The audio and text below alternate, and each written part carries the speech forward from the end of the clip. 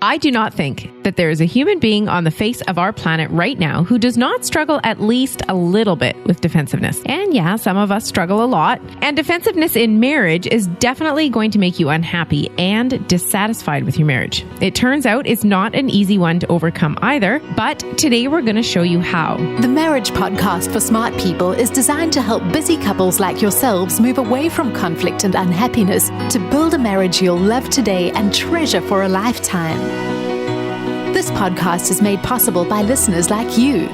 Learn how you can help save marriages, prevent divorces, and keep families intact by going to oyf.support.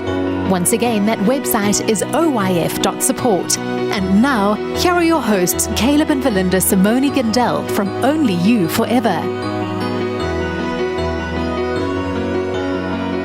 Welcome to the Marriage Podcast for Smart People. If you want to build a thriving, passionate marriage, we've got the research, the truth, and the answers you're looking for. We have an exposing episode for you this week.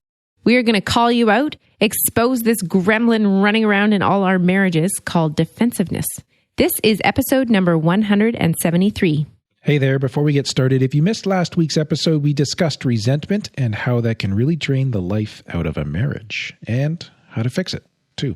That's worth going back and checking out. Also, make sure you hit the subscribe button so you don't miss any upcoming shows from us. If you're struggling with your marriage, we offer sound research-based advice. And most of all, we offer hope, even if you're too defensive, unlike me. I know what you're thinking. I'm not defensive. Yeah, but I didn't say it. Right. But that's the problem right there. It is. So let's get into it. I don't really want to do this one because it's like hitting a little bit too close to home. Okay. Well, we're just going to see how messed up it really is then. How messed up I am? Oh, I didn't say that. I think you did. Okay. Okay, the Bible says that a brother offended is more unyielding than a strong city, and quarreling is like the bars of a castle. That's Proverbs 18:19 in the ESV. You could read that a wife offended or a husband offended, right? Once you hit that point where there's an attack and there's a known flaw as well, there's actual issues, then it's really easy to get defensive. So we have some cool stuff to start with because we're really going to break down this defensiveness thing, Verlinda. You have to know the enemy in order to defeat it, right? Okay. So you have to know what's going on here. And the enemy's not your spouse. It's the defensiveness that happens between you. So defensiveness happens when four things all line up. And what I really like about this is you get to see that if you take any one of these out, you begin to undermine this whole defensiveness thing in your own life. Okay. So the first thing that has to be there is there has to be, let's say I'm the person being defensive, okay? Okay. Number one, there has to be a self-perceived flaw, which I refuse to admit. The second thing is I have to be sensitive to that flaw. Like I'm embarrassed or I'm even ashamed about it. Okay. If you think about it, right? If you have a flaw and you don't care, you're accepting of it, you're not going to get defensive about it. Oh, okay. Right? Yeah. The third thing is there has to be an attack by another person. And it doesn't even have to be a huge attack. It could just be a blunt observation. Like it doesn't have to be an overt antagonistic moment. Well, I agree with that because you can just like point something out casually and I can fly off the handle. True. And the fourth thing is the attacker sees the same flaw, which the defender does not want to admit. So you're having someone point it out to you. So those are the four things together. Really. And like being married to a therapist, this happens all the time. Oh boy. Not that I'm defensive or anything. Okay, this is bad. I'm just going to listen from somebody else's. Your defensiveness. I'm just going to listen from somebody else's ears tonight. We'll pretend it's not you. Yeah. Well, we're all defensive, Rolanda, so we all share this in common. Okay. Now, well, my next point is what? Defensiveness could also be a personality trait. So the first two items that we mentioned, it's a self-perceived flaw, and then you have to be sensitive to that flaw. Those are more kind of characteristic issues, right? They enter into that area of ways of thinking or personality traits even. Okay. And it's kind of like, I have a flaw, I do not want to admit it, and I am sensitive about it.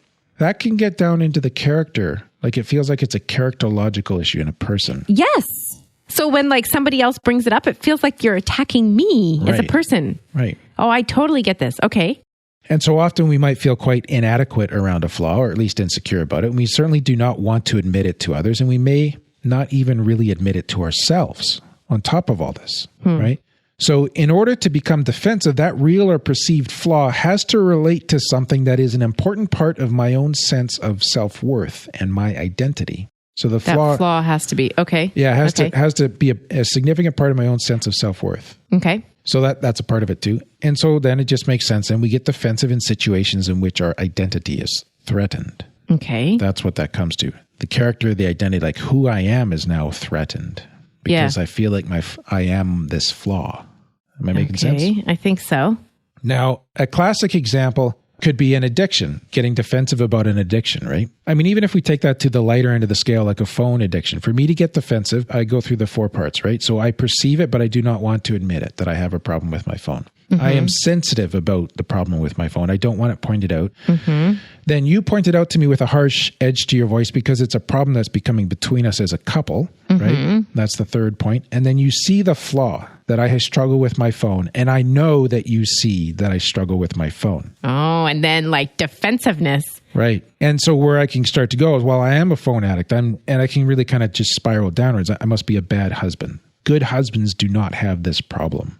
And now I'm really starting to stake a lot of my self-identity on being a good husband and father, right?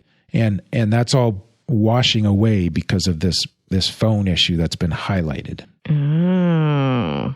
Now you have all the ingredients for defensiveness, right? Yeah. So because I feel so threatened in that position, I have to pull back to maintain some sense of integrity that I'm doing okay, that I'm not actually horrible. You have to pull back or you have Push to back. fight back? Push back. Yeah. Okay. Fight back. Yeah. Does that make sense? I think so. All right. Now, I want to talk about defensive communication in marriage and how that gets triggered and what we usually do when we're feeling defensive, because this comes down to how we talk to each other, right? Okay. And the communication piece around defensiveness goes both ways, and we need to separate them in this sense. So think about carefully about how you trigger defensiveness in your spouse. Is that you prompting it in someone? Because we can all do that. But we also respond to our spouse when we are feeling defensive. So when we're on the receiving end, how do I respond? Okay, so there's these 2 sides. So let's talk about how you trigger defensiveness in your spouse. One way is you can use words or tone of voice that evaluates or judges your spouse. I see you're on your phone again. You know, that the sarcasm or whatever, right? Okay. You could trigger defensiveness by an attempt to control your spouse or coerce them. If you don't put that down, I'm going to freak out on you. Okay. You can trigger defensiveness by being manipulative, by really targeting your spouse or continually needling your spouse or guilting them over it, right? Okay. Or you can use neutral speech, which isn't saying much, but is really saying a lot. It conveys a lack of concern. It's like, hair flip, I see you're on your phone again. But it's still pointing out that I see your flaw. Totally, right? Okay. Implications of superiority. Just some way of saying, you know what, I'm not really on my phone. I don't have a phone problem like some people do. How about dogmatism or certainty in your own opinion? Like you can't convince me that you need your phone or something like this, right? Or what about any behavior that your spouse just deems threatening or punishing? Okay. There can be loud or rapid speech that triggers defensiveness. There can be just sort of that constant kind of intervening, like frequent interruptions or corrections. Okay. Now, you get these last 3 more in conflict kind of scenarios where it's like I won't even let you finish your sentence or your thought because I just keep hammering you with something, right? Because I'm trying to get a point through. Okay. So that's more of like a one conversation moment where somebody's using that. But those are all strategies that we use in marriage when we're not behaving well. And they all trigger defensiveness. Okay. So if your spouse is too defensive, I guess what I'm saying here is, can you back off? Maybe you're prompting some of this defensiveness. Maybe it's not all their fault for being defensive. Mm-hmm. You like that? I do. Yep.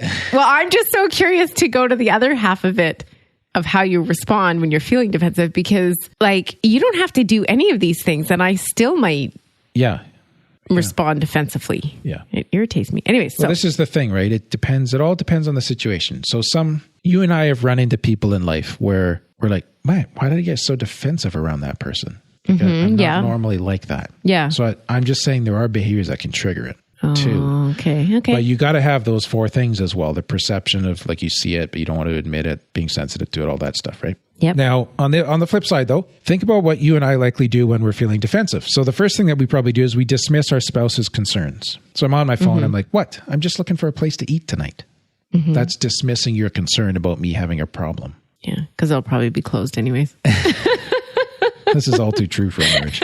Yes. But okay, sorry. Yeah. That's a defensive response, right? Right. Oh, I'm just looking up a recipe. Right. The second thing is denying or minimizing your own responsibility. Well, people from work keep texting me about stuff. So other people are doing this to me. Oh, Right. Okay. That one's quite real. Number 3, shifting blame to the attacker. If you'd be a little friendlier to be around, I wouldn't have to use my phone for an escape. Ooh, ouch. Right. Huh. Number 4, making excuses. Or isn't that what the first 3 were? Pretty much. Okay. Number 5, justifying your own actions. Look, this is how I make a living, using my phone. Okay. But you're not Awkward silence. You're supposed to have a comeback for that. So that's both sides of the coin. Like we can trigger it, but then we also have ways of responding to it that are not helpful as well. Yeah. Right? Okay. Now, here's the thing where we want to talk about how defensiveness impacts marriage, because we all have this going on, but what we don't understand is that this is an issue. And in defensiveness in particular, this is one of those things where you can win the battle, but you're going to lose the war. Oh, okay. Defensive styles of communication lead to increased sensitivity and escalation of the conflict because the attacker is going to feel like they're not being heard, and the defender keeps trying to deflect responsibility. So think about, yeah. Does that all make sense? Yeah, the attacker feels like they're not being heard, so they're going to attack harder. Yeah. So this is how conflict escalates. And the defender is defensive and is trying to shift blame. And the attacker wants to be heard. Okay. Now, where this really hits a marriage in the gut is it is sending a signal to your spouse when you're being defensive that she or he is not getting through to you. Okay. Basically, it's an abandonment or a rejection signal. Ooh. That's really what's going on. That's not good. It's saying you're alone in what you think because you cannot get through to me. Mm. Or it's saying, I don't care what you think, go away. That's what defensiveness does. Now, I saw this amazing statement the other day. It said the opposite of love is not hatred. The opposite of love is indifference. And it reminded me of that, talking about this defensiveness here. A fascinating thought.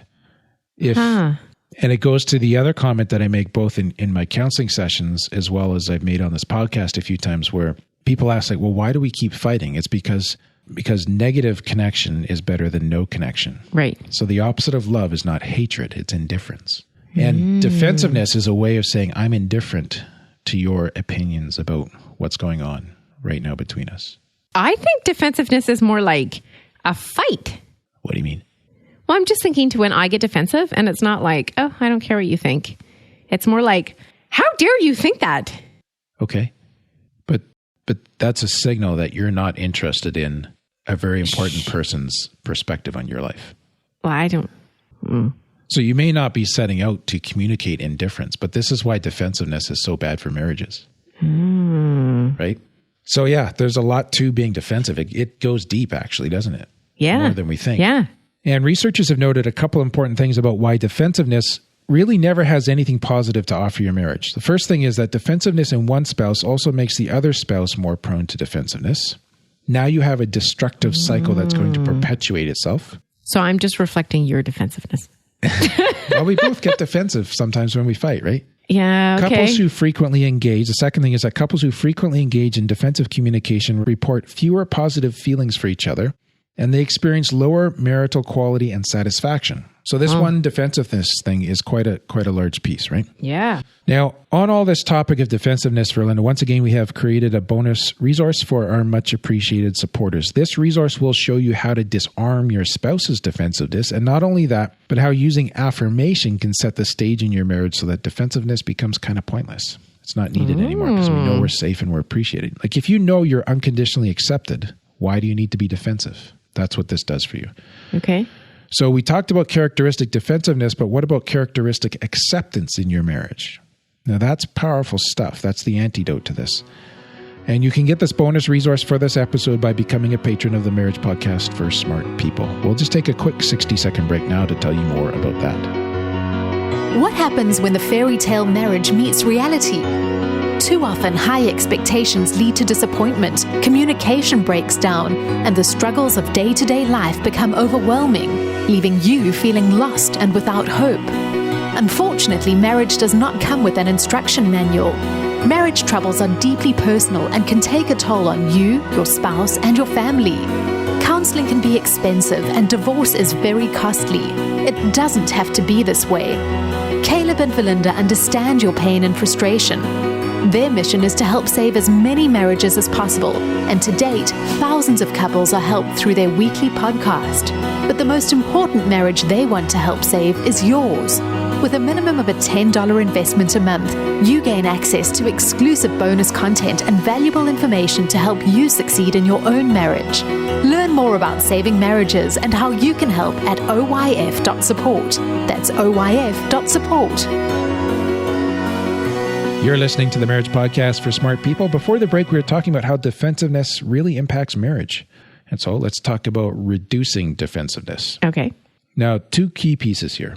First one is owning your flaws. This is really interesting. This is like touching a little close to home. Yeah. I think this episode is going to touch close to home for all of us. For more than just me? Yeah, because we all do this. Okay. And this is me modeling how to own your own flaw, which I don't always do. But the built-in objection within defensiveness is that we do not want to be flawed people. Right. Right? Flawed. Yeah. Did I say that word clearly? Flawed. F-L-A-W-E-D. Especially, nor do we wish to be seen by the most important people in our lives as being flawed. Right. Like of all the people in my life, I don't want you to see me as deeply flawed. Yeah. That's my natural inclination, right? Yeah. Now, if you can change your perspective of marriage to one that includes seeing your marriage as a crucible for personal growth, then you're going to be receptive of the complaints that your spouse makes. Mm-hmm. So now if you mention a flaw in me, I'm thinking, okay, this is what I signed up for. Oh, okay. Right?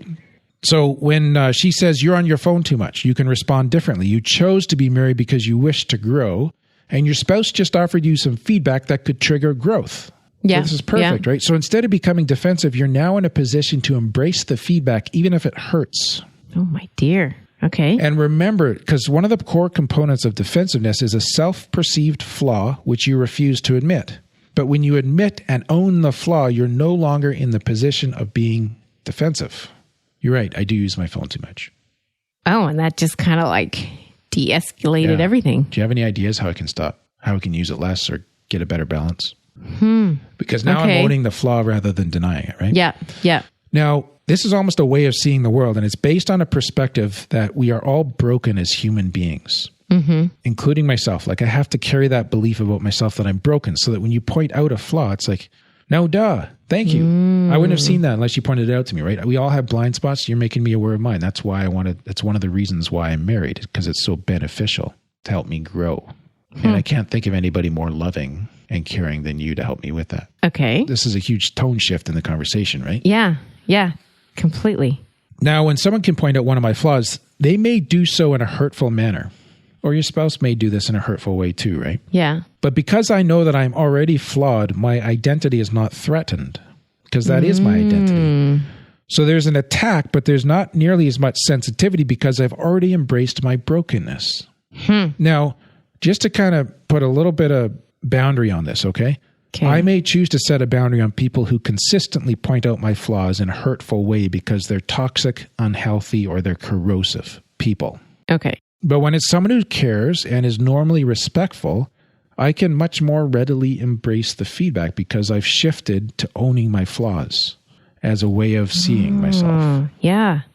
So that's the first part to reduce defensiveness, is owning your flaws. See how that's powerful, hey? Yeah. And I think this is so good because it's not just like remove yourself from anybody who's ever, disagreed with you or pointed out a flaw, but it's saying, no, this person cares for me. Yeah. And I am broken. And think about this in any context, right? So you go to a church, somebody makes a comment and you're like, I'm not going back there. Those people are a bunch of idiots. Well, you signed up for being in a community that's about growth. So what do you expect, right? Okay. Now, if it's a church that all they ever do is criticize and there's no affirmation, no respect, no love, then you have a toxic environment, and it would be healthy to set a boundary on that church environment, right? Okay. But I'm just saying that in the normal course of things, if you get the odd thing coming in that is painful to hear, it's like, okay, this is what I signed up for. Okay, gotcha. Right? Okay, makes sense. Now, the second part is believing in self-determination. So let me explain this a little bit, because if you're from a Christian background like us, you might get a little nervous around the idea of self-determination. Self-determination is the belief that we have the ability to make decisions without relying on others. And we do those things out of our own free will rather than being coerced and manipulated. Now, as believers, we believe in the will of God, but we also believe that God has given to every person the ability to make their own choices. So I believe in free will. Now, in the context of believing in free will, which I think most of our listeners will, even if they don't share our faith background, if you believe in free will, you can make choices based on the values that matter to you. So you can make choices. Okay, now just stay with me here. Yeah. So take my phone example and our definition of how defensiveness happens. Someone points out a flaw which you're sensitive to and you refuse to admit. Mm-hmm. Defensiveness says that you can choose to deny the flaw. Here's choice, free will. You can choose to deny the flaw, conceal what is sensitive, and try to protect yourself. Mm-hmm. But self-determination says that you have chosen to enter marriage. You're invested in the health of that marriage and in the care of your spouse. So you see the problem that has been mentioned as a challenge to be faced together rather than something that needs to be denied, minimized, or hidden. And what has shifted here is now you see yourself as capable of addressing something rather than as a victim or rather than as someone with an unchangeable character flaw. And this is a much more empowered position to act from. Interesting. So when you see your marriage as part of this in the sense that the marriage is where you get to be seen, warts and all, then you'll be even less defensive. Mm-hmm. And in that way, you're acknowledging this is, again, like I said earlier, this is what you signed up for, refinement, for growth, for challenges, right? Yeah. Now, the research shows that people who show this kind of self-determination generally experience better emotional well-being and better relationship satisfaction overall. Wow. So the self-determination piece is important. It just says, I can choose what I'm going to do with this, how I'm going to see this, how I'm going to act in response to this. Right. Am I going to be a victim or am I going to, be a willing listener to consider the feedback that is being given to me? Okay. Yeah, that is interesting because you have the choice. You can make the choice. You can choose how you're responding to whatever appears to be triggering the defensiveness. All right. That's a wrap for me, babe. Okay. Unless you want to add anything to that? No, I'm too busy thinking over here. All right. Anyways, we would like to thank those of you who have become patrons in the last few weeks here, James and also Renee. So thank you for your support to all of our patrons. Yes. And we want to shout out a huge thank you to Big Mom Bookland. Something like that. Big Mom Bookland, who left us a review on iTunes. She says, so helpful, 5 stars. I'm going through trauma now from a fair discovery. Listening to your podcast helps me understand. What he did is wrong, no matter what, but I'm glad I learned more of the why. So that's tough. Yeah, our heart goes out to you in that situation. For sure. But good for you for trying to grow out of it. Yep, trying to find resources, educate yourself, learn. That's all wise. Next week, Caleb. Next week, we're talking about loyalty in marriage, how important it is, and how to show it. Now, loyalty is one of those things in marriage that has a super high investment value. The returns are amazing because of how much it benefits a marriage. Cool. So it's pretty, loyalty, it sounds like, ho-hum kind of stuff, but it's fascinating how much it really does touch in the marriage bond. Cool. Well, that is all for today's episode. So you can get the full show notes at oyf.link/173. Find out how you can help us help marriages. Go to oyf.support. Thanks, and we'll see you next week. The Marriage Podcast for Smart People is totally funded by listeners who support Caleb and Valinda in their mission to save marriages. If you would like to be part of this worthy cause, open your web browser to oyf.support. A minimum investment of $10 per month will help restore hope to married couples. Plus, as a patron, you'll gain access to exclusive bonus content and valuable information to help you succeed in your own marriage. Go to the website oyf.support now for more information.